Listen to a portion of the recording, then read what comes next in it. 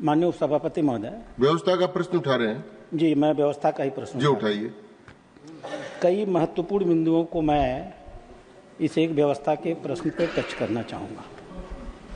एक बार में व्यवस्था के प्रश्न में एक ही मुद्दा उठता है। जी कोई कुछ मुद्दे ऐसे होते हैं। नहीं, एक मुद्दा उठेगा। मेरी बात तो आप सुन तो ले। हाँ, सुनेंगे ना पूरी। पहले आप सुने तब निर्णय दें। सर मैं तो आपका निर्णय मानूंगा जी, लेकिन सुन तो लीजिए। हाँ सुनाइए। कभी कभी ऐसे मुद्दे होते हैं, रूल कोट करिए। कभी कभी ऐसे मुद्दे होते हैं जो एक साथ please quote the rule quote I quote the rules. Rule number 261, rule number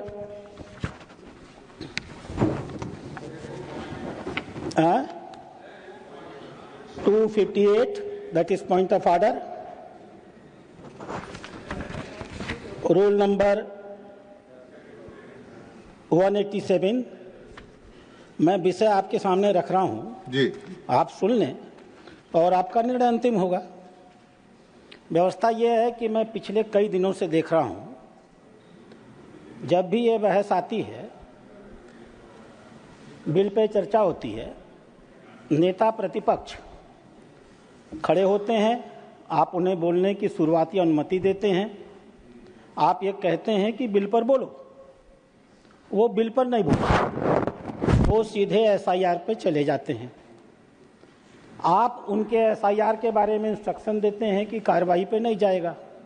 यहाँ तक तो चलत हो गया, लेकिन फिर हम लोग देखते क्या हैं कि जो उन्होंने यहाँ भाषण दिया है उसका वीडियो सोशल मीडिया पर आ जाता है। एक और आपका आदेश है कि कार्रवाई में नहीं जाएगा तो रिटर्न कार्रवाई में नहीं आता।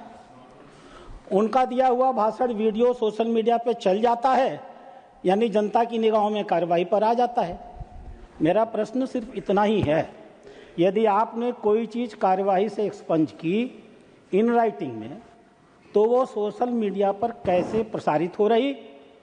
क्या यह ब्रीच ऑफ प्रिविलेज का विषय है या नहीं?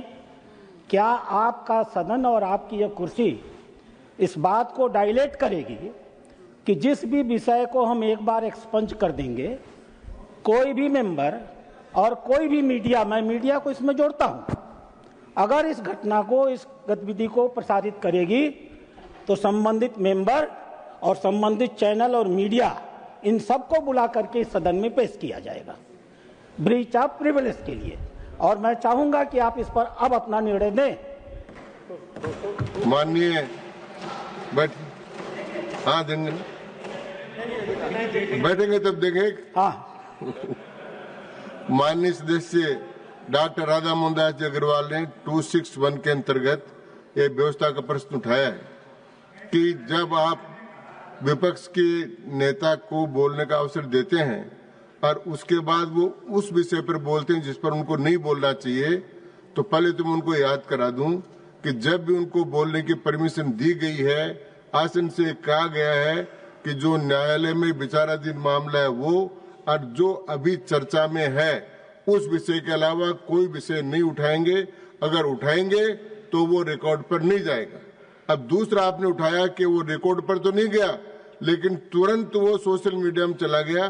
तो मैं चाहूंगा कि जो सदन की कार्रवाई में नहीं हो वो विषय सोशल मीडिया पर नहीं जाए, इस प्रकार की व्यवस्था की जानी चाहिए। एक दूसरा, व्यवस्था के प्रश्न पर व्यवस्था का प्रश्न नहीं आता। सर टीवी से मिलता है, वहां प्रतिबंध लगाना चाहिए कि इस तरह के वीडियो न दें। यही मैंने कहा है कि जो संसद टीवी से या किसी भी प्रकार से अपने यहाँ से रिकॉर्ड में नहीं जाए, इस प्रकार की व्यवस्था की जाए।